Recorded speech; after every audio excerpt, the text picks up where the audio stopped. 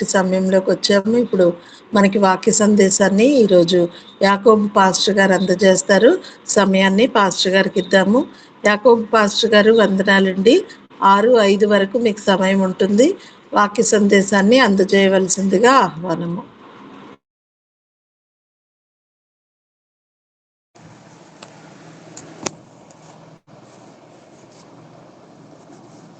Okay అమ్మగారు, వందనాలు.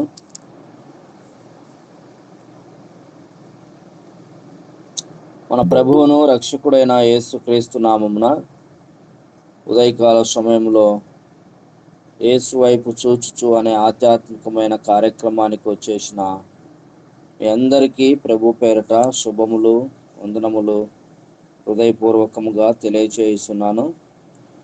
చాలా సంతోషం. దేవుడు మనందరికీ మరొక నూతన దినమును దేవుడు మనకు అనుగ్రహించి తన సన్నిధిలో మనమందరము చేరి ఆయన స్తుతించటానికి, ఆరాధించటానికి, గణపరచటానికి దేవదేవుడు మనకు అనుగ్రహించిన ఈ చక్కటి వేదికను బట్టి దేవుణ్ణి ఎంతగానో స్తుతిస్తూ, ఆరాధిస్తూ, మహిమపరుస్తూ ఉన్నాం. పరిశుద్ధ బైబిల్ గ్రంథంలో నుండి కొన్ని మాటలు మనం ధ్యానించుకుందాం. యెషయా గ్రంథము 58వ అధ్యాయము. యెషయా గ్రంథము 58వ అధ్యాయము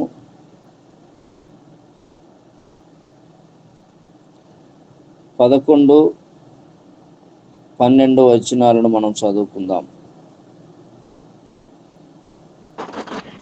యెహోవా నిన్ను నిత్యము నడిపించును, క్షామకాలమున ఆయన నిన్ను తృప్తిపరిచి నీ ఎముకలను బలపరుచును. నీవు నీరు కట్టి తోట వలెను, ఎప్పుడు నువ్వు ఉబ్బుకుచుండు నీటి ఊట వలెను ఉండదు. పూర్వకాలము నుండి పాడైపోయిన స్థలములను నీ జనులు కట్టెదరు. అనేక తరముల క్రిందట పాడైపోయిన పునాదులను నీవు మరలా కట్టెదవు. విరగబడిన దానిని బాగు చేయవాడవనియు, దేశంలో నివసించినట్లుగా త్రోవలు సిద్ధపరచవాడవనియు నీకు పేరు పెట్టబడును. ఆమేన్. ఆమేన్, ఆమేన్. ప్రార్థన చేసుకుందాం.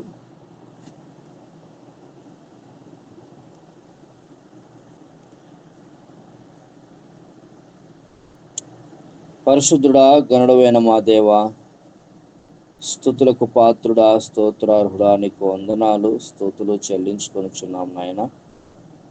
ఉదయకాల సమయంలో మాకు నీవు ఇచ్చిన ఈ చక్కటి దినమును బట్టి వందనాలు నాయనా. మొట్టమొదటిగా ప్రభా, నీ సన్నిధిలో చేరి నిన్ను స్తుతించి ఆరాధిస్తూ మరి ఈ దినమునైనా మేము మా పనులు చేసుకోవటానికి, ప్రారంభంలో దేవా నిన్ను మహిమపరచడానికి ఇచ్చిన ఈ చక్కటి వేదికను బట్టి వందనాలు దేవా. సహాయం చేయండి. ఈ వాక్యాన్ని ప్రభా మేము ధ్యానిస్తూ ఉండగా మా హృదయాలతో మాట్లాడండి. ఆధ్యాత్మికముగా మేము బలపరచబడటానికి సహాయం చేయండి. దయాళుడైన మా దేవానికి స్తోత్రములు చెల్లిస్తూ నా ప్రభువును రక్షకుడైన యేసుక్రీస్తు నామమున ప్రార్థించి పొందుకున్నాం తండ్రి. ఆమేన్. ప్రియులారా, మరొకసారి ప్రభు అయిన యేసుక్రీస్తు నామమున మీ అందరికీ శుభములు తెలియచేస్తున్నాను. మరి మనం చదువుకున్న వాక్య భాగమును జ్ఞాపకం చేసుకున్నట్లయితే యెషయా గ్రంథము 58వ అధ్యాయము 10వ వచనము, 11వ వచనాన్ని 12వ వచనాన్ని మనం చదువుకున్నాం. అక్కడ యెహోవా నిన్ను నిత్యము నడిపించును, క్షేమకాలమున ఆయన నిన్ను తృప్తిపరచి నీ ఎముకలను బలపరచును. నీవు నీరు కట్టిన తోట వలెను, ఎప్పుడును ఉప్పుకుచుండు నీటి ఊట వలెను ఉండెదవు.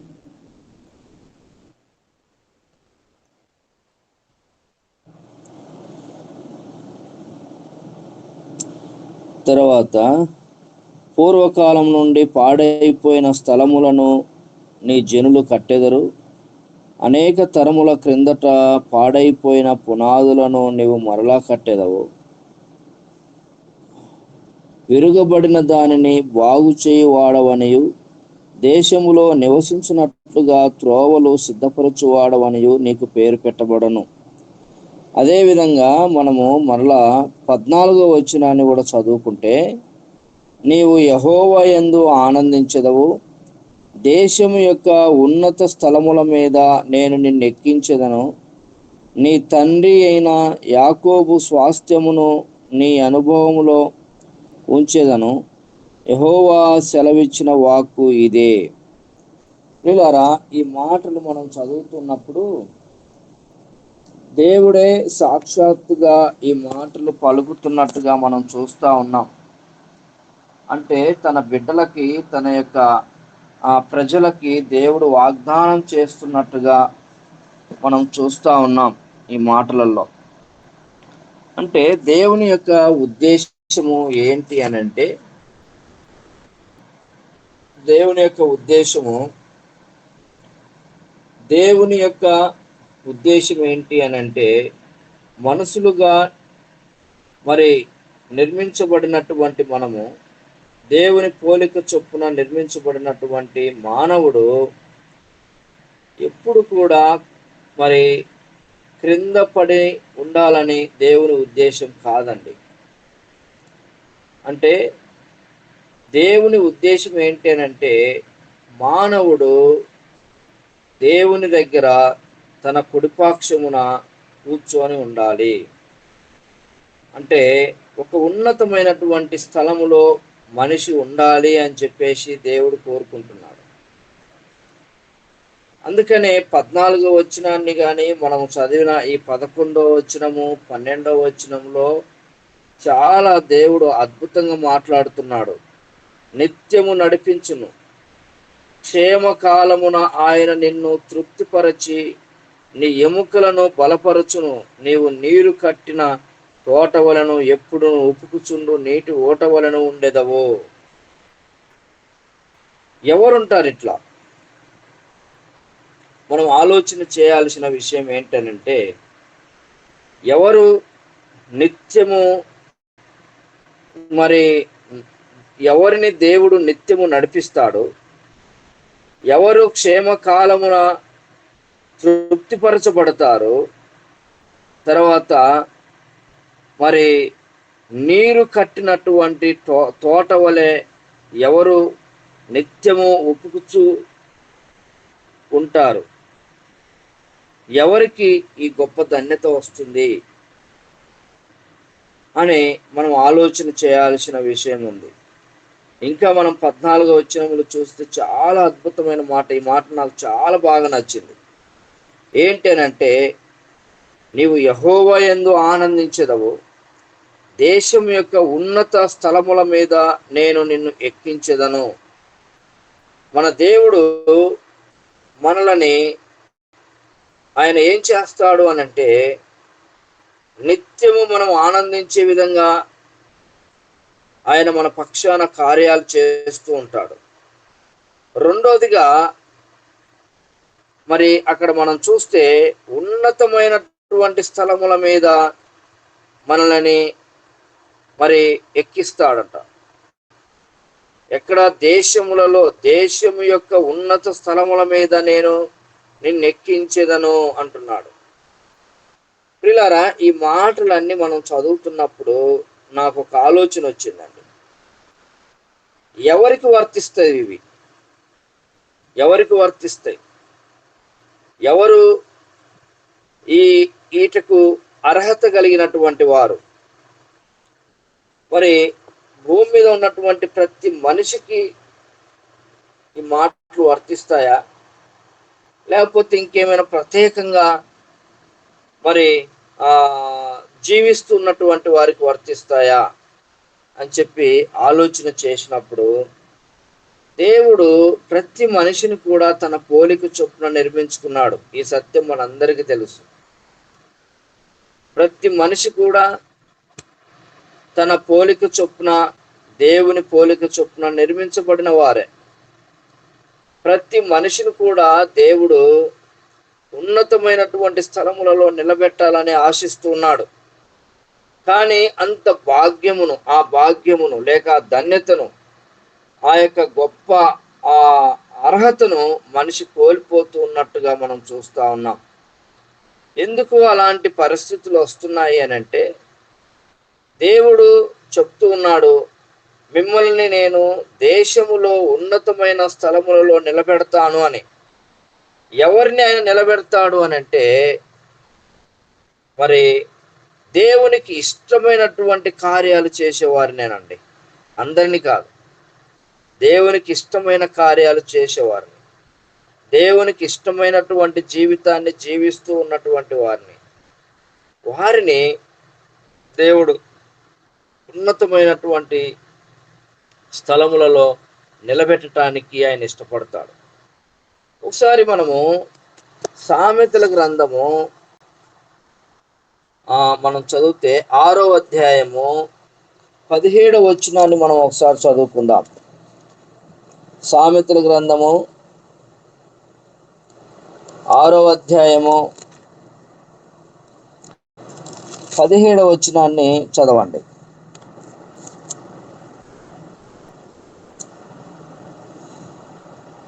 ఇంకా 16 నుండి మనం చదువుకుంటే, అక్కడ యెహోవాకు అసహ్యమైనవి 6 కలవు, 7 ఆయనకు హేయములు. అవేవనగా అహంకార దృష్టియు, కళ్ళల్లాడు నాలుకయు, నిరపరాధులను చంపు చేతులను, దుర్యోచనలు యోచించు హృదయమును, కీడు చేయుటకు త్వరపడి పరుగులెత్తు పాదములను, లేని వాటిని పలుకు అబద్ధ సాక్షియు, అన్నదమ్ములలో జగడములు పుట్టించువాడును. ఇవి ఏంటి? ఇవన్నీ అంటే దేవునికి అసహ్యమైనటువంటి కార్యములు. ప్రియులారా, ఈ మాటలు నేను ఎందుకు చదివాను అని అంటే, దేవుడు నిన్ను నన్ను ప్రతి మానవుణ్ణి ఒక ఉన్నతమైనటువంటి స్థలములో, ఒక ప్రధానమైనటువంటి స్థానములో, ఒక మరి ఘనత కలిగినటువంటి స్థానములో మనలందరినీ ఉంచాలని ఆయన ఇష్టపడుతున్నాడు. అయితే ఎవరిని ఆయన అక్కడికి తీసుకెళ్తాడు అని అంటే, దేవునికి ఏదైతే అసహ్యమైనయో వాటిని చేయనటువంటి వారిని, దేవునికి అసహ్యమైనటువంటి కార్యాలు చేయకుండా దేవునికి ఇష్టమైన కార్యాలు ఎవరైతే చేస్తారో వారిని దేవుడు ఉన్నతమైన స్థానములోనికి తీసుకెళ్ళటానికి ఆయన ఇష్టపడతాడండి. కనుక ప్రియులారా, ఈ ఉదయకాల సమయంలో మరి దేవునికి అసహ్యమైనవి మనం చదువుతున్నాం. ఇప్పుడు వీటిలో దేవునికి అసహ్యమైనటువంటి కార్యాలు ఒకవేళ మన జీవితాల్లో ఏమైనా ఉన్నాయేమో. ఇవి పెద్ద నేరాల ఘోరాలతో కూడినవి కాదండి. ఇక్కడ ఉన్న ఈ యొక్క 7 పదాలు, 7 మాటలు పెద్ద పెద్ద నేరాలు ఘోరాలతో కూడినటివి కావు. ఎందుకంటే పెద్ద పెద్ద నేరాలు ఘోరాలతో కూడిన అయితే మనకేం పని, మనం ఎందుకు చేస్తాం అట్లా అని అనుకోవటానికి చాలా సింపుల్ పదాలు. నిత్య జీవితంలో నిరంతరము మన చుట్టూ ఉండేటువంటి పరిస్థితులను బట్టి కనపడుతూ ఉంటాయి అక్కడక్కడ. కనుక దేవుని బిడ్డలముగా ఆధ్యాత్మికముగా ఎదగాలని ఇష్టపడుతున్నటువంటి మనము దేవుని సన్నిధిలో మనము ప్రతి నిత్యము మన జీవితాన్ని ఫిల్టర్ చేసుకోవాలి. ప్రతి నిత్యము మన జీవితాన్ని మనము మరి అందుకే దావీదు అంటాడు చూడండి, అయ్యా ఇసోపుతో నన్ను కడగండి, హిమము కంటే తెల్లగా మార్చండి అని అంటాడు. అంటే ప్రతి నిత్యము కూడా మనము మన జీవితాన్ని శుద్ధీకరించుకోవాలి. దేవుని వాక్యము ద్వారా మనము మన జీవితాలను ప్రతి నిత్యము కూడా శుద్ధీకరించుకోవడం చాలా మంచి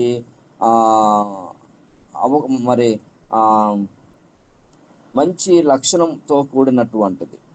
అందుకని దేవుని సన్నిధిలో ఒక ఆయన అంటాడు, మన యొక్క జీవితం ఎలాంటిదనంటే మనం వేసుకున్నటువంటి బట్టలతో సమానం అంట. అంటే ఉదయకాలము బాగా నీట్గా స్నానం చేసి మంచి బట్టలు వేసుకుంటాం. అవి సాయంత్రం అయ్యేసరికి ఎంత మంచి బట్టలైనా సరే సాయంత్రం అయ్యేసరికి మాచిపోతాయి, మురికైపోతాయి. మరలా వాటిని మనము సబ్బులో సరుపులో నానబెట్టి సబ్బుతో ఉతికి మరలా శుభ్రం చేసుకోకపోతే అవి అట్లాగనే మురికిగా ఉంటాయి. నిత్య జీవితములో నిరంతరము మానవుడు ఎప్పుడు కూడా నీతిమంతునిగా ఉండటానికి వీలు కాదు.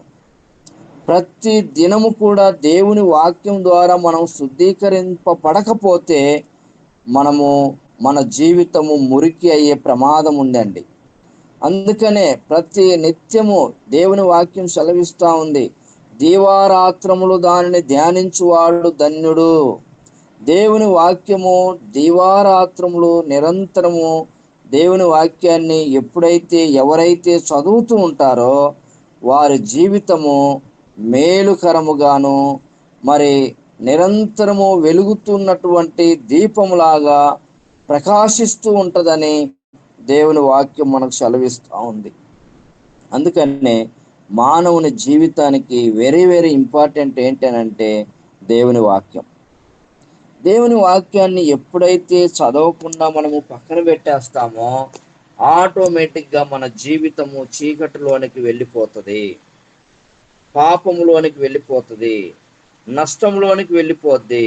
కనుక నిరంతరము మనము దేవుని వాక్యాన్ని మనం చదువుతూ ఉండాలి నిరంతరం. ఈవెన్ యేసుక్రీస్తు ప్రభువారే ఆయన వాక్యం చదివినట్టుగా యెరూషలేములోనికి వచ్చి యెషయా గ్రంథము చుట్ట ఓపెన్ చేసి చదివినట్టుగా మనం చూస్తున్నాం. ఒకసారి మనం ఆలోచన చేస్తే దేవునికి వాక్యం అంత ఇంపార్టెంట్ అయితే మనుషులమైన మనకెంత ఇంపార్టెంట్ అండి? ఒకసారి ఆలోచన చేయండి. దేవుడే అంటే మనుష్య కుమారునిగా దిగి వచ్చిన యేసుక్రీస్తు ప్రభువారే ఆయన యెషయా గ్రంథమును ఓపెన్ చేసి చదువుతూ ఉన్నాడు. అంటే దేవుని కుమారునిగా ఆ త్రిత్వంలో ఏకత్వంగా ఉన్నటువంటి యేసయ్యకు అంత ఇంపార్టెంట్ అయితే మనుషులముగా అంటే చాలా స్పష్టంగా దేవుని వాక్యం తెలియజేస్తూ ఉంది, ఏ భేదములు లేదు, అందరూ పాపం చేసి దేవుడు అనుగ్రహించి మహిమను పొందలేకపోతున్నారు అని. అంటే పాపముతో నింపబడిన మన జీవితాలకు వాక్యము ఇంకెంత అవసరమో ఒకసారి ఆలోచన చేయాలి. అందుకనే వాక్యాన్ని మనం నిరంతరము చదువుతున్నప్పుడు మొట్టమొదటిగా వాక్యము చదవడం వల్ల ప్రయోజనం ఏంటనంటే, వాక్యం చదువుతున్నప్పుడు ఆ వాక్యము మన హృదయంలోనికి వెళ్ళిపోతుంది. తద్వారా ఆ వాక్యం ఏం పని చేస్తుంది మన జీవితంలో అనంటే మనము పాపము చేయకుండా అడ్డుపడుతుంది. వాక్యం పాపం చేయకుండా అడ్డుపడుతుంది. రెండోది, వాక్యము మనల్ని ఏం చేస్తుందనంటే పరలోకానికి వెళ్ళటానికి మార్గాన్ని సిద్ధపరుస్తుందండి. పరలోకానికి వెళ్ళటానికి మార్గాన్ని సిద్ధపరుస్తుంది. కనుక ప్రియులారా, ఎప్పుడు కూడా మనము దేవుని వాక్యాన్ని చదవకుండా మానుకోకూడదు. నిరంతరము చదువుతూ ఉండాలి. అందుకనే ఇక్కడ దేవునికి అయిష్టమైనవి, హేయమైనవి మనం చూస్తూ ఉన్నాం.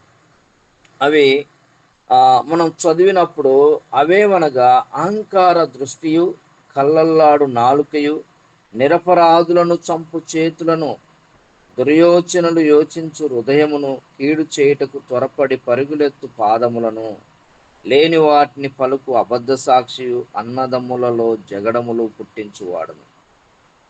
ఇవన్నీ కూడా దేవునికి అయిష్టమైనవండి.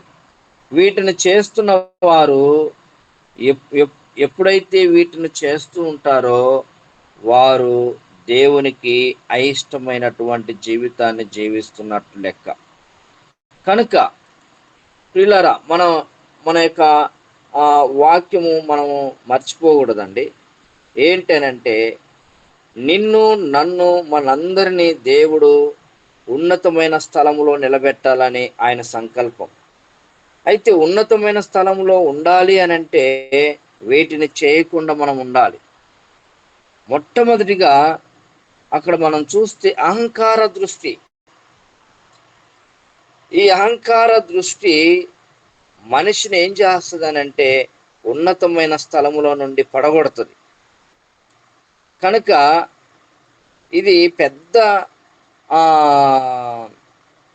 నేరమైనటువంటి సమస్య కాదు, కానీ ఆధ్యాత్మికమైన జీవితంలోనికి వచ్చేసరికి ఇది చాలా ప్రమాదకరమైనటువంటి గుణలక్షణం. కనుక అసహ్యమైన దేవునికి అసహ్యమైనటువంటి వాటిలో మొట్టమొదటిది ఏంటిది అని అంటే అహంకార దృష్టి. అహంకారము మన జీవితంలో ఉండకూడదు. అహంకారము మనము దాన్ని కలిగి ఉండకూడదు. అందుకనే దేవుడు అంటాడు, తన్ను తాను తగ్గించుకున్నవాడు హెచ్చింపబడును, హెచ్చించుకున్నవాడు తగ్గింపబడును అని చెప్పి దేవుని వాక్యం సెలవిస్తూ ఉంది. ఎప్పుడైతే మనము దేవుని బిడ్డలముగా ఆధ్యాత్మికముగా ఎదుగుతూ దేవుని సన్నిధిలో ఒక గురి కలిగి ఒక గురితో నేను పరలోకానికి వెళ్ళాలి అన్న గురి మనలో ఉన్నదో ఆటోమేటిక్గా మనము తగ్గింపు కలిగి మనము ముందుకెళ్ళాలి. మనకు తెలుసు కదా, దేవుని సన్నిధిలోనికి ఇద్దరు వెళ్ళారు ప్రార్థించటానికి. ఒకరేమో మరి హెచ్చింపుతో ప్రార్థన చేస్తా ఉన్నాడు. నేను నీకు కానుకలు ఇస్తున్నాను, దశంభాగాలు ఇస్తున్నాను, అవి ఇస్తున్నాను, ఇవి ఇస్తున్నాను, అడుగు ఆడు చూడు, వాడు శుంకరి ఉన్నాడు అని చెప్పి హెచ్చించుకుంటూ ప్రార్థన చేస్తున్నట్టుగా మనం చూస్తున్నాం. కానీ మరొకరు దేవుని వైపు చూడటానికి కూడా చేతకాక తన పాపములన్నిటిని కూడా ఒప్పుకుంటూ, అయ్యా నేను ఘోరమైన పాపం చేశానని చెప్పి చాలా తగ్గింపుతో ప్రార్థన చేస్తున్నట్టుగా మనం చూస్తున్నాం. ఇక్కడ ప్రార్థన ఎవరిది వింటున్నాడు దేవుడు అని అంటే మనకు బాగా తెలుసు. ఎవరైతే తగ్గించుకొని మరి వినయముతో విధేయతతో ప్రార్థన చేస్తున్నారో వారి ప్రార్థన దేవుడు వింటున్నాడండి. అందుకనే అహంకార దృష్టి, ఈ దృష్టి మరి ఈ అహంకారమైనటువంటి దృష్టి పతనానికి ప్రధానమైన మెట్టు అని చెప్పుకోవచ్చు. పతనానికి ప్రధానమైనటువంటి మెట్టు ఏదైనా ఉంది అని అంటే అది అహంకార దృష్టి. ఈ అహంకార దృష్టి ఏం చేస్తుందంటే ఎంత ఉన్నతమైన స్థలములో ఉన్నా కూడా సరేనండి, అక్కడ నుండి పడగొట్టడానికి ఇది బాగా ఉపయోగపడుతుంది. అందుకని మనం చూస్తాం, లూసిఫరు ఎక్కడున్నది అని అంటే దేవదూతల సమూహములో ఉండి నిరంతరము దేవుని స్తుతిస్తూ ఆరాధిస్తూ పూజిస్తూ గణపరుస్తూ మరి స్తుతులు చెల్లిస్తూ ఉన్నటువంటి సందర్భంలో దానికి కలిగింది అహంకార దృష్టి. సాతానుకు అయినటువంటి లూసిఫర్కి ఏం కలిగింది అని అంటే అహంకార దృష్టి వచ్చేసింది. దేవుని తర్వాత నేనే కదా లీడర్ని, నేనే కదా గొప్పవాణ్ణి అని చెప్పి తండ్రి సింహాసనములో కూర్చోటానికి అది ప్రయత్నం చేసినట్టుగా మనం చూస్తున్నాం. అంత ఉన్నతమైన స్థానంలో ఉన్నటువంటి లూసిఫరు ప్రత్యేకింపబడిన స్థానంలో లీడర్గా, పెద్దదిగా, అందరికంటే పెద్దవానిగా ఉంటూ అక్కడ అధ్యక్షునిగా ఉండి నడిపిస్తున్నటువంటి అంత గొప్పగా వాడబడుతున్నటువంటి లూసిఫర్లో ఒక్కసారిగా అహంకార దృష్టి వచ్చేసరికి ఏమైందంటే అక్కడ తోసేస్తే వచ్చి పాతాళంలో పడిపోయిందండి. ప్రియులారా, దేవుని బిడ్డలారా, నిరంతరము దేవుని సన్నిధిలో ఆత్మీయంగా ఎదుగుతున్నటువంటి మన జీవితంలో ఎక్కడ కూడా ఈ ముళ్ళు మన జీవితంలో ఉండకూడదండి. ఎప్పుడు కూడా ఎక్కడ కూడా ఈ అహంకార దృష్టి మనలో ఉండకూడదు. ఎందుకనంటే అది చాలా ప్రమాదకరమైంది. దేవుడు మనల్ని ఉన్నతమైన స్థలంలో నిలబెట్టాలని ఆశపడుతుంటే మనము ఇలాంటి గుణలక్షణాలు కలిగి ఆ గొప్ప స్థానాన్ని మనం పోగొట్టుకుంటే ఎంతో దౌర్భాగ్యమైనటువంటి పరిస్థితి ఒకసారి ఆలోచన చేసుకోవాలి. కనుక మనము ఈ అహంకార దృష్టికి దూరంగా ఉండాలి. తద్వారా ఎంతో మంది నష్టపోయారు. తద్వారా ఎంతో మంది తమ జీవితాలను పాతాళంలోనికి తోసేసుకున్నారు, పతనమైన స్థానంలో ఉన్నారు. కారణం ఏంటనంటే అహంకార దృష్టి ఉండడం వల్ల. కనుక మనము తగ్గింపు కలిగి, యేసుక్రీస్తు ప్రభువారు తండ్రి కుడిపాక్షంలో కూర్చొని ఉన్నవాడు, తండ్రి దగ్గర ఉన్నటువంటి ప్రత్యేకింపబడినటువంటి స్థానంలో ఉన్న అటువంటి వ్యక్తి. ఆయన అంత గొప్ప సింహాసనాన్ని వదిలిపెట్టి మనుషునిగా మనిషి పోలికను ధరించుకొని భూమి మీదకి తన్ను తాను తగ్గించుకున్నట్టుగా మనం చూస్తున్నాం. ఆయన చాలా వరకు తగ్గించుకున్నాడు. ఆయన అంత గొప్పగా ఉన్నటువంటి దేవుడు లోక పాపములను మోసుకొని పోవు దేవుని గొర్రెపిల్లగా వచ్చినాడు అని చెప్పి అక్కడ మనం వింటాం.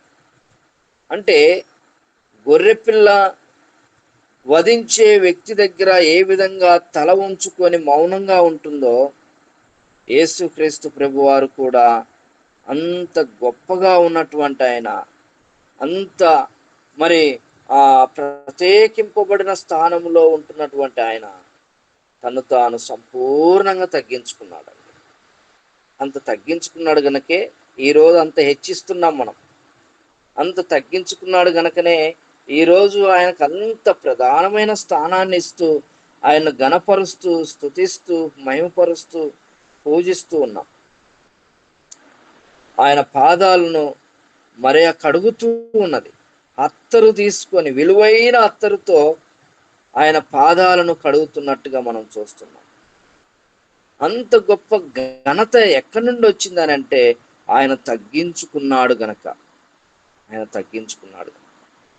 ఆత్మీయ జీవితంలో తగ్గింపు చాలా అవసరం అండి. ఆత్మీయ జీవితంలో దేవుని సన్నిధిలో మనము ఆధ్యాత్మికముగా బలపడాలన్నా, దేవుని సన్నిధిలో మనము దేవునితో మనము మన జీవితాన్ని కొనసాగించాలని అంటే ఎక్కడ కూడా అతిశయం పనికిరాదు, ఎక్కడ కూడా అహంకారం పనికిరాదు, ఎక్కడ కూడా మనము గొప్ప అనేటానికి వీల్లేదు. ఎవరు గొప్ప? మన దేవుడే గొప్ప. ఆయన్ను మాత్రమే గొప్ప చేయాలి. ఆయన్ను మాత్రమే గొప్ప చేయాలి. మనం తగ్గింపబడాలి. అందుకనే దేవుని వాక్యము మనం చూస్తాము, నీవు హెచ్చింపబడాలి, మేము తగ్గింపబడాలి అనే మాటను మనం చూస్తాం. ఎక్కడో ఉంది, రెఫరెన్స్ గుర్తు రావట్లేదు. ఆ లైన్ మాత్రమే ఒక వచనముగా మనం చూస్తాం. కనుక మనము తగ్గించుకొని దేవుని సన్నిధిలో ఉన్నప్పుడు మనల్ని దేవుడు ఉన్నతమైనటువంటి స్థలములో మనల్ని నిలబెట్టడానికి ఆయన ఇష్టపడతాడండి. రెండవదిగా మనం చూసినప్పుడు అక్కడ, నేను ఈ మాటలు ఇక్కడ ఉన్నటువంటి 7 మాటలు చెప్పట్లేదు, కానీ 2 మాటలు మీకు మీ మధ్యలో తెలియజేయాలని నేను ఇష్టపడుతున్నాను. రెండవది ఏంటి అనంటే, కళ్ళల్లాడు నాలుకయు. కళ్ళల్లాడు నాలుక. కళ్ళల్లాడు నాలుక అనంటే అబద్ధములాడు నాలుక అని కూడా మనం చెప్పుకోవచ్చు. అందుకనే అక్కడ మనం చూసినప్పుడు కళ్ళల్లాడు నాలుక, ఇది చాలా ప్రమాదకరమైనటువంటి గుణలక్షణం. క్రైస్తవ జీవితంలో ఇది మరి కలిగి ఉండనేకూడదు. చాలా ప్రమాదకరమైనటువంటి పరిస్థితి. కళ్ళల్లాడు నాలుక అంటే ఈ నాలుక ఏం చేస్తుంది అని అంటే, మనిషిని మరి నిమిషాల మీద అబద్ధాలు ఆడటానికి ఉపయోగపడుతుంది. అందుకనే దేవునికి అయిష్టమైనది ఏదైనా ఉంది అని అంటే అది రెండవదిగా కళ్ళల్లాడు నాలుక. ప్రియులారా, ప్రతి మానవునికి నాలుక ఉంటుంది. ఒకసారి మనం ఆలోచన చేస్తే ప్రతి మానవునికి, ప్రతి మనిషికి నాలుక ఉంటుంది. నాలుక లేని వారు ఎవరు లేరు. అయితే ఒకసారి మనం గమనిస్తే నాలుక మానవునికి చాలా ఇంపార్టెంట్ అండి. నాలుక మానవునికి చాలా ఇంపార్టెంట్. నేను నాలుక గురించి ఆలోచన చేశాను. ఎలా ఆలోచన చేశానంటే, ఇప్పుడు మనకు అవయవాలు ఉన్నాయి. తల భాగంలో ఉన్న అవయవాలు మనం చూస్తే చెవులు ఓపెన్ ప్లేస్లో ఉన్నాయి. మన చెవులు ఓపెన్ ప్లేస్లో. తర్వాత మన ముక్కు కూడా ఓపెన్ ప్లేస్లోనే ఉంటుంది. మన కంటికి రెప్పలు ఉన్నాయి, కానీ అవి ఎక్కువ రెప్పలు మూసుకుంటూ తెరుచుకుంటూ ఉన్నా ఎక్కువ శాతం ఓపెన్ ప్లేస్లోనే ఉంటున్నాయి. నోటి దగ్గరికి వచ్చేసరికి నోరులో ఉన్న నాలుక ఓపెన్ ప్లేస్లో ఉండదు. దేవుడు ఏం చేశాడనంటే నాలుకను చాలా జాగ్రత్తగా అమర్చాడండి. చాలా జాగ్రత్తగా అమర్చాడు. దాన్ని ఓపెన్గా అమర్చలేదు. ఒక సెక్యూరిటీ అని చెప్పుకోవచ్చు, ఒక పకడ్బందీ అని చెప్పుకోవచ్చు. ఎలా అంటే నాలుక చుట్టూ పండ్లు ఇచ్చాడు, ఆ పైన పెదాలు ఇచ్చాడు.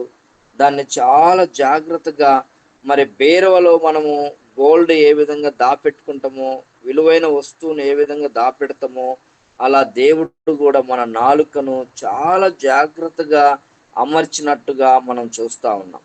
చూడండి, మన చెవులు ఓపెన్ ప్లేస్లో ఉన్నాయి అనుకున్నాం కదా. చెవులలో నిరంతరము మనకు దుమ్ము పోతూ ఉంటుంది. ఎప్పుడు కూడా మనం ప్రయాణం చేస్తున్నప్పుడు, ఎక్కడన్నా మరి దుమ్ము వస్తున్నప్పుడు మనం చూస్తే ఆటోమేటిక్గా లోపలికి వెళ్ళిపోతుంది. అది గుబిలిగా మనం తీసుకొని బయటపడేస్తాం. మన కన్ను కూడా ఓపెన్ ప్లేస్లో ఉంటుంది కనుక మన కంట్లో దుమ్ము వెళ్తుంది. ఆ కన్నులో ఎప్పుడన్నా కన్నులో దుమ్ము తీసేవారు చూడండి, నాలుకతో తీస్తూ ఉంటారు. మరి మీరున్న ప్రదేశాల్లో ఉంటుందో లేదో తెలియదు, కానీ మా ప్రాంతంలో కళ్ళల్లో నలకలు తీసేవారు ఉంటారు. వారు నాలుకతో తీస్తారు. అది తీస్తున్నప్పుడు చాలా ఎక్కువగా మట్టి వస్తుంది. అదేవిధంగా ముక్కులో కూడా దుమ్ము వెళ్తూ ఉంటుంది.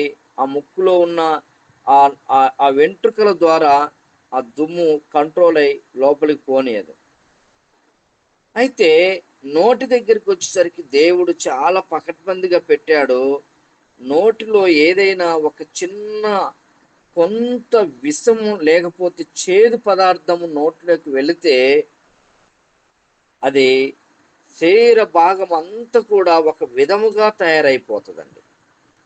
మనం బాగా గమనించినట్లయితే చెవులోకి ఏం పోతున్నా అనిపించదు, ముక్కులోకి ఏం పోతున్నా అనిపించదు, కంట్లోకి ఏం పోతున్నా అనిపించదు, కానీ నోట్లోకి పోతే నాలుక దగ్గర స్పర్శను తీసుకుంటే నాలుక దగ్గరికి వెళ్ళిపోయేసరికి అది చేదు పదార్థం గిన అనుకోండి, అది చాలా ఇబ్బందికరంగా మనకు ఉంటుంది.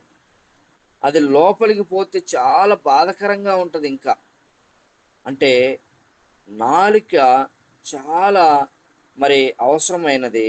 అందుకే దేవుడు నాలుకను చాలా భద్రపరిచాడు. ఎందుకనంటే దేవుడు భద్రపరిచిన ఈ నాలుకను మనం భద్రంగా కాపాడుకోవాలండి. మనం భద్రంగా కాపాడుకోకపోతే మనకే ప్రమాదం. అందుకనే చూడండి, నోరు మంచిదైతే ఊరు మంచిది అని అంటారు. మనం మాట్లాడే మాట, నాలుకతో వచ్చే మాట చాలా జాగ్రత్తగా వస్తే మనం చాలా విలువతో బ్రతుకుతాం. అలా కాకుండా మనము వేరే విధంగా ఉంటే చాలా ఇబ్బందులు పాలవుతాం. ప్రియులారా, ఇక్కడ దేవుని వాక్యం మనకి ఏం చెప్తా ఉంది అని అంటే, కళ్ళల్లాడు నాలుకయు అంటే ఈ కళ్ళల్లాడు నాలుక మనిషిని చాలా ఇబ్బందికరంగా ఉంచుతుంది. అందుకనే మనం యాకోబు రాసిన పత్రికలు మనం చూస్తే చదవండి ఒకసారి.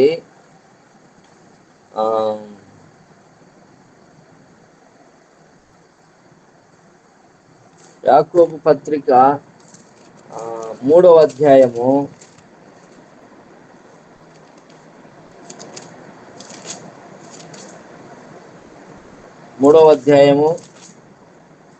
5వ వచనాన్ని ఒకసారి చదువుకుందాం. 3వ అధ్యాయము 5వ వచనం. అలాగుననే నాలుక కూడా చిన్న అవయవమైనను బహుగా అదిరిపడును. ఎంత కొంచెము నిప్పు ఎంత విస్తారమైన అడవిని తగలబెట్టును. నాలుక అగ్నియే. నాలుక మన అవయవములలో ఉంచబడిన పాప ప్రపంచమై సర్వ శరీరమునకు మాలిన్యము కలుగజేయచ్చు ప్రకృతి చక్రమునకు చిచ్చు పెట్టును. అది నరకము చేత చిచ్చు పెట్టబడును. అది నాలుక ఎంత ప్రమాదకరమైనది అని అంటే, అగ్గిపుల్ల ఏ విధంగా పెద్ద మరి అడవిని కాలుస్తుందో, నాలుక కూడా ఒక చిన్న అవయవమైన చాలా ఇంపార్టెంట్తో కూడినటువంటి అవయవం అండి. చిన్న అవయవమైన మరి మన జీవితంలో అది చాలా ప్రాముఖ్యమైనదిగా దేవుని వాక్యం మనకు తెలియజేస్తూ ఉంది. కనుక నాలుకను మనము మరి చాలా జాగ్రత్తగా మనము వాడుకోవాలి.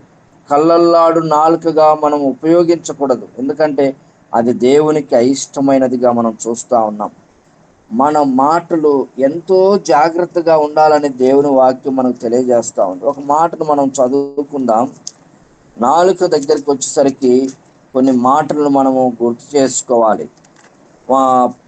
పరిశుద్ధ బైబిల్ గ్రంథంలో నుండి కొన్ని మాటలను మనము చూద్దాం.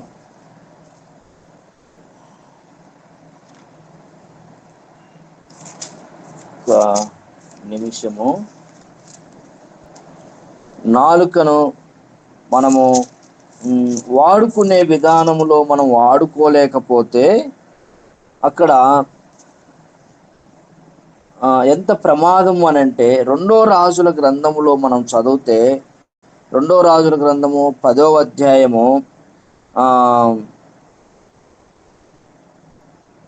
10వ అధ్యాయంలో ఒక ఫ్యామిలీ మనకు కనపడతారు. ఒక భార్యాభర్తలు ఇద్దరు మనకు కనపడతారు. షామ్రోన్లో అహాబునకు 70 మంది కుమారులు ఉండిరి. యెహూ వెంటనే తాకీదులు రాయించి షామ్రోన్లో నుండి సారండి 2 రాజులు కాదు, అయ్యో 2 సమూయేలు గ్రంథంలో అక్కడ దావీదు గురించి మాట్లాడుతూ కొంత చర్చ జరుగుతుంది. ఎవరు దావీదు ఎవరు అన్నట్టుగా, యెషయా కుమారుడు ఎవరు అని చెప్పి ఒక గొర్రెల బొచ్చు కత్తిరించేటువంటి వ్యక్తి మాట్లాడుతూ ఉంటాడు. అయితే ఆ విధంగా కావటానికి గల కారణం ఏంటనంటే, దావీదు వారి మందను చాలా జాగ్రత్తగా కాస్తూ ఉంటాడండి. అలాంటి వ్యక్తి అంటే దావీదు ఉపకారం చేసినటువంటి వ్యక్తి, ఉపకారమును పొందుకున్నటువంటి వ్యక్తి ఈరోజు దావీదు అవసరానికి ఆ వ్యక్తి దగ్గరికి మనుషులను పంపిస్తే వారు అంటారు, దావీదు ఎవరు అని చెప్పి మాట్లాడతారు. అప్పుడు దావీదుకు చాలా కోపం వస్తుంది. యుద్ధానికి బయలుదేరి వస్తూ ఉంటాడు. యుద్ధానికి వస్తున్నప్పుడు ఆ వ్యక్తి యొక్క భార్య అడ్డుపడి మాట్లాడుతుంది. అది మీకు తెలియజేయాలని నేను ప్రయత్నం చేస్తూ ఉన్నాను. రెఫరెన్స్ కొద్దిగా కనపడటం లేదు. అట్లా దేవుని సన్నిధిలో నాలుక ద్వారా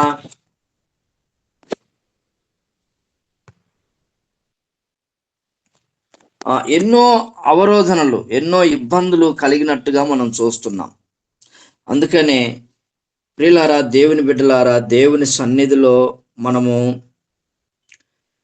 మన జీవితాలను దేవునికి అంకితం చేసుకున్న తర్వాత మన యొక్క ప్రవర్తన, మన యొక్క స్థితిగతులు ఎలాగుండాలనంటే, మొట్టమొదటిగా దేవునికి ఇష్టమైన జీవితంగా మనం ఉండాలండి.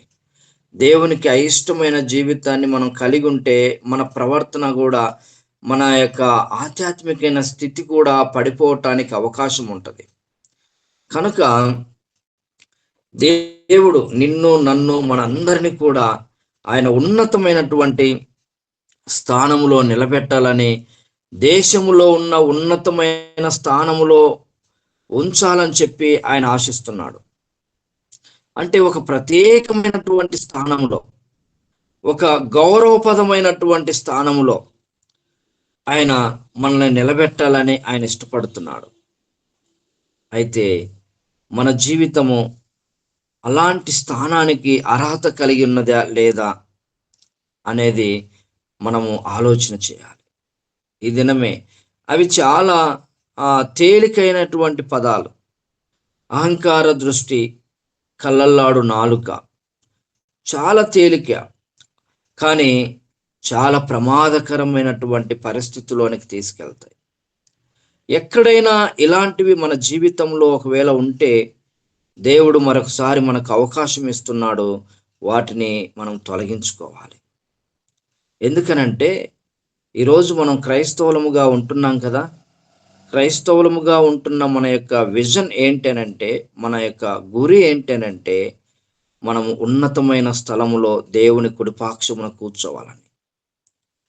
క్రైస్తవులముగా బ్రతుకుతూ ఆ స్థానాన్ని మనం పోగొట్టుకుంటే ఎంత దౌర్భాగ్యమైనటువంటి పరిస్థితి అని మనం ఆలోచన చేయాలి.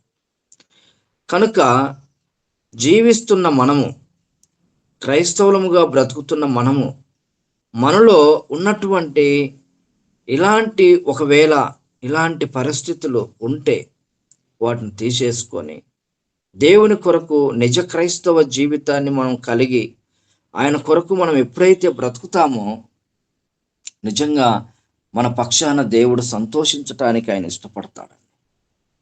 కనుక ప్రియులారా, దేవుని బిడ్డలారా, ఉదయకాల సమయంలో వాక్యాన్ని వింటున్న మనందరం కూడా ఎంత తగ్గించుకుంటే అంత మంచిది, ఎంత నాలుకను అదుపులో పెట్టుకుంటే అంత మంచిది, ఎంతగా దేవుని సన్నిధిలో ప్రధానముగా దేవుని కొరకు నిలబడగలిగితే అంత మంచిది.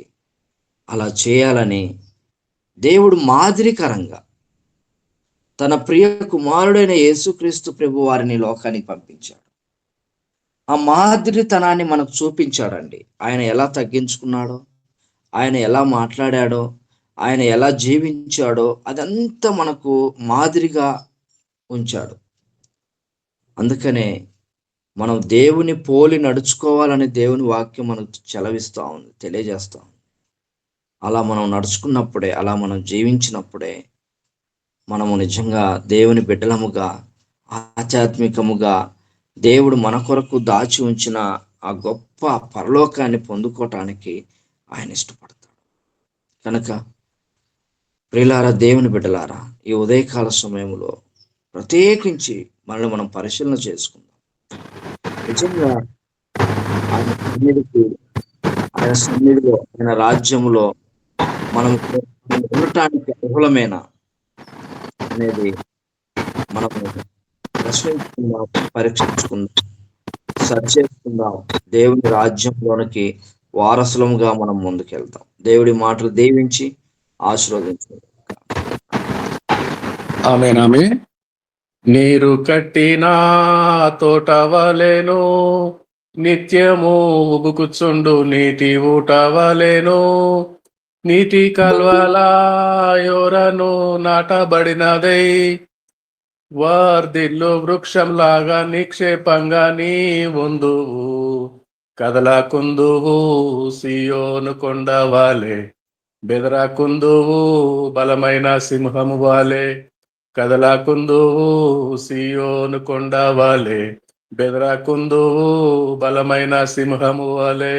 యేసయ్య నీ చెంత నుండగా ఏ చింత నీకింక లేదుగా, యేసయ్య నీ చెంత నుండగా ఏ చింత నీకింక లేదుగా, కదలకుందువు సియోను కొండ వాలే, బెదరకుందువు బలమైన సింహము వాలే.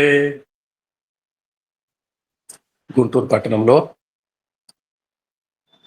కొంతకాలము, కొన్ని సంవత్సరాల క్రితము ఒక సభ జరుగుతున్నది, పాస్టర్స్ కాన్ఫరెన్స్. 200 మంది ఆయా ప్రాంతములలో సేవ చేస్తున్నవారు ఒక సభ పెట్టుకున్నారు. ఆ సభలో విదేశీయులు వచ్చారు, వాక్యం అందిస్తున్నారు. చివరిలో ఆ సభ నిర్వాహకుడు ఒక పిలుపునిచ్చారు. మీలో ఎట్టి అవసరములున్నా ఒక కాగితం మీద రాసుకొచ్చి ఆ స్పీకర్కు తెలియచేయాలని పిలుపు. అందరూ అందరూ ఒక ఆయన వ్యాన్ కావాలని, ఒక ఆయన బైబిల్స్ కావాలని, ఒక ఆయన కరపత్రికలు కావాలని, ఒక ఆయన సౌండ్ సిస్టమ్ కావాలని రకరకాలుగా అవసరతలు తెలియచేస్తూ కాగితముల మీద రాసిస్తున్నారు. అయితే ఒక మూలన కూర్చొని మౌనంగా తల వంచి కన్నీటితో ప్రార్థన చేస్తున్న దీన సేవకుడు ఒకరు.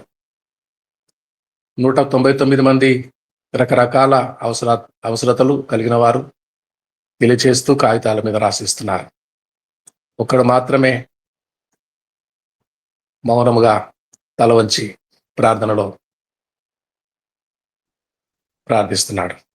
అయ్యా, మీకేం అవసరం లేదా? ఆ నిర్వాహకునికి తెలుసు, ఆ కన్వీనర్కి తెలుసు అతను ఎలాంటి స్థితిలో ఉన్నాడు, ఎన్ని అవసరతలు ఉన్నాయో. మంచి భోజనం కూడా తినలేని స్థితి, మంచి వస్త్రములు కట్టుకోలేని స్థితి, చాలా దీనావస్థలో ఉన్నాడు. అయ్యా, మీకు కలిగిన అవసరతలు తీర్చబడును.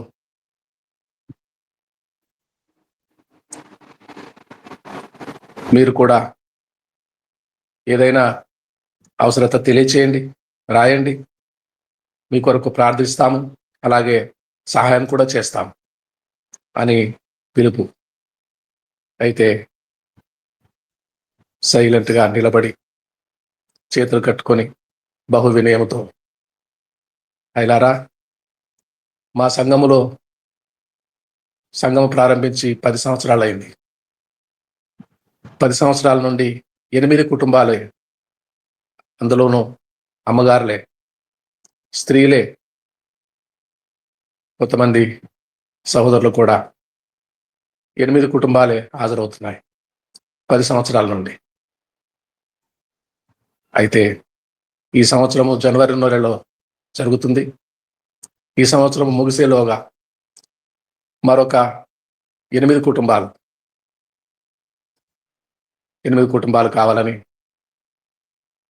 8 కుటుంబాలను దేవుడు నడిపించాలని నా అవసరత. తీరుస్తారా? అది దేవుడే తీరుస్తాడు. దేవునికే విన్నవించుకుంటున్నాను. అది నా ప్రభువే 8 కుటుంబాలను తీసుకొస్తాడు. నన్ను అడుగుము, జనములను నీకు స్వాస్థ్యముగా ఇచ్చేదను, బోధిగంతముల వరకు నీ సొత్తుగా నీవు అడుగు పెట్టిన చోటల్లా ఇచ్చేదను అని వాగ్దానం స్వతంత్రించుకుంటున్నాను. దేవుణ్ణి అడుగుతున్నాను అని ఆ దీన సేవకుని సమాధానం. వాగ్దానములు మనం చదువుకున్న యెషయా గ్రంథము 58వ అధ్యాయము 11వ వచనం.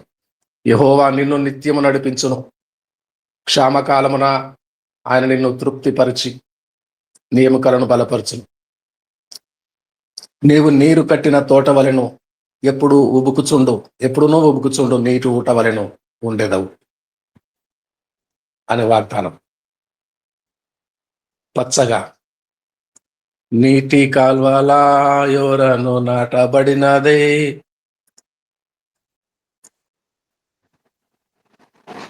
వర్ధిల్లు వృక్షంలాగా నిక్షేపంగా నీ ఉందు అనే వాగ్దానం. నిత్యము వాక్యము పరిశోధన చేస్తూ చదువుకోవాలి. వాగ్దానములు ఇవ్వబడినవి.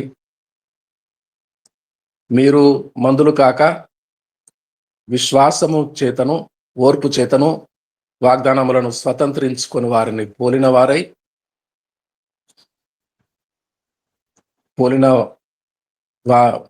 స్వతంత్రించుకొని వారిని పోలి నడుచుకున్నట్లు మీలో ప్రతి వాడును.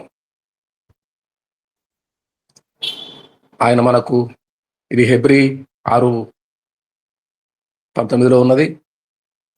ఆ మహిమను 2వ పేతురు 1వ అధ్యాయము 4వ వచనం ప్రకారము ఆ మహిమ గుణాతిశయములను బట్టి ఆయన మనకు అమూల్యములను అత్యధికములైన వాగ్దానములను అనుగ్రహించి ఉన్నాడు. దురాశను అనుసరించడం వలన లోకమందున్న భ్రష్టత్వమును ఈ వాగ్దానం మూలముగా మీరు తప్పించుకొని దేవ స్వభావమునందు పాలువారునట్లు ఆయన వాటిని అనుగ్రహించారు. అమూల్యమైన అత్యధికములైన వాగ్దానాలు మనకున్నాయి. దేవగ్రంథము పరిశీలనగా చదువుకుంటూ నిత్యము వాగ్దానములను స్వతంత్రించుకునే వారిని పోలి నడుచుకున్నట్లుగా సేవకులమైన మనము మన అవసరతలు ఎవరి దగ్గర తీర్చుకుంటాము? మన అక్కరలను తీర్చు వాళ్ళు ఎవరున్నారు? దూరపు కొండలు నున్నగా ఉన్నాయి అనుకుంటాం. సమీపంగా ఆదుకొనివాడు మన చెంతనే ఉన్న మనము నిర్లక్ష్యం చేస్తాం. కావున ప్రియులారా, పరలోక రాజ్యమును స్వతంత్రించుకునటం మాత్రమే కాదు, ఈ లోకంలో బ్రతుకుతున్నంత కాలం, ఈ లోకంలో సేవ చేస్తున్నంత కాలం వాగ్దానములను స్వతంత్రించుకుని వారి పోలి అమూల్యమైన వాగ్దానములు, అత్యధికమైన వాగ్దానములు మనకున్నాయి. కొంతకాలం క్రితము గుంటూరులో జరిగిన సభలో ధీరసేవకుడు అడిగినట్లుగా మనము మన ప్రభువుని అడుగుదాం. మనము 10 సంవత్సరాలుగా 8 కుటుంబాలు మాత్రమే. ఈ సంవత్సరము జనవరి నెలలో సంవత్సరం ప్రారంభమవుతుంది. డిసెంబర్ కల్లా సంవత్సరం పూర్తవుతుంది. ఎన్ని కుటుంబాలు అడుగుతున్నాడు? రెట్టింపు కుటుంబాలు అడుగుతున్నాడు. అయితే మరలా జనవరి నెలలో సభ జరుగుతున్నది. 24 కుటుంబాలు అడిగి ఊహించి వాటికంటే అత్యధికముగా చేయగలడు అనే వాగ్దానం ఉన్నది. అడిగి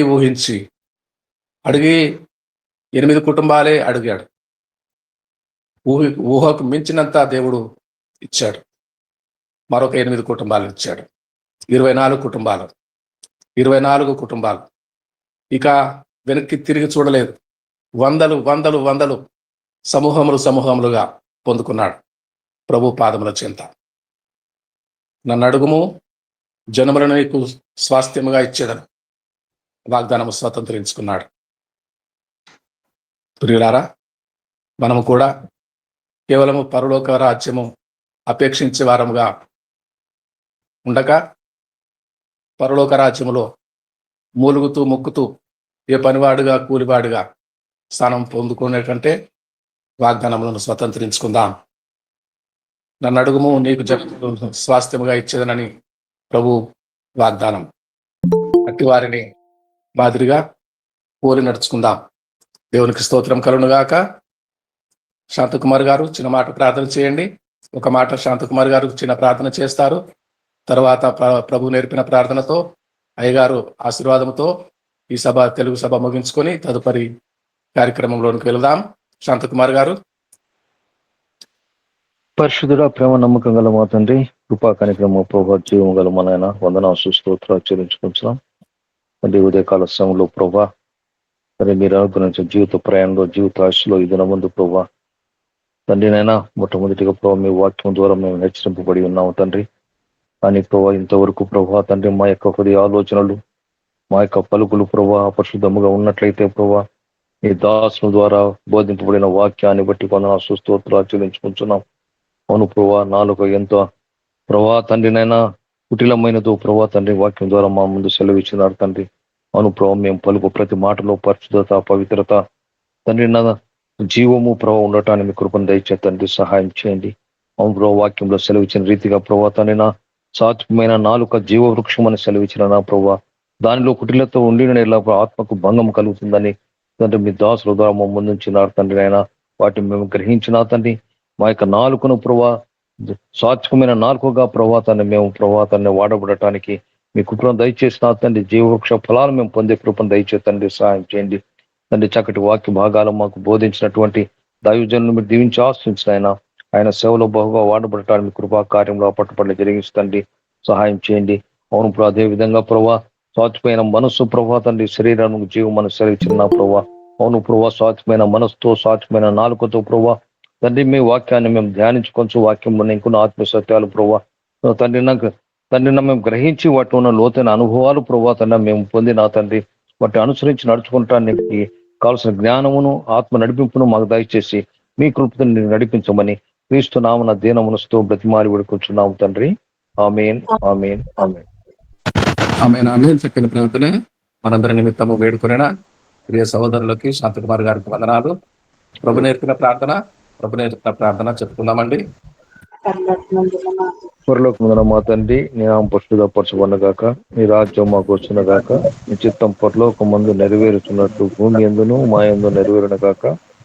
మనదిన ఆహారం మీద మాకు దయచేయము, మా రుణస్తులను మేము క్షమించుతున్న ప్రకారం మా రుణములను శోధనలోకి తేక దుష్టుడు తప్పించము, ఎందుకంటే రాజ్యం బలం మహిమ నిరంతరము శక్తి నీవైనావు తండ్రి. ఆమేన్ ఆమేన్ ఆమేన్ ఆమేన్ ఆమేన్. ప్రభు నేర్పిన ప్రార్థన చెప్పుకున్న అందరికీ వందనాలు. యాకోబు పాస్టర్ గారు మార్కాపురం నుండి ఆశీర్వాదం విడుదల చేయండి. ఓకే గారు. మన తండ్రి అయిన దేవుని కృపయు కుమారుడైన యేసు క్రీస్తు ప్రేమయు పరిశుద్ధాత్మ సన్నిధి సహవాసము చేరు వచ్చిన మనందరికీ సదాకాలము తోడైండును గాక. ఆమేన్ ఆమేన్ ఆమేన్ ఆమేన్ ఆమేన్. ప్రైజ్ లార్డ్ సార్, అందరికి ప్రైజ్ లార్డ్ సార్. అందరికి వందనాలండి. ప్రియులారా, తదుపరి హిందీ సభలోకి వెళ్తున్నాము. आइए हमारे बीच में पास्टर जी विश्वनाथ प्रसाद जी कब से इंतजार करते हैं.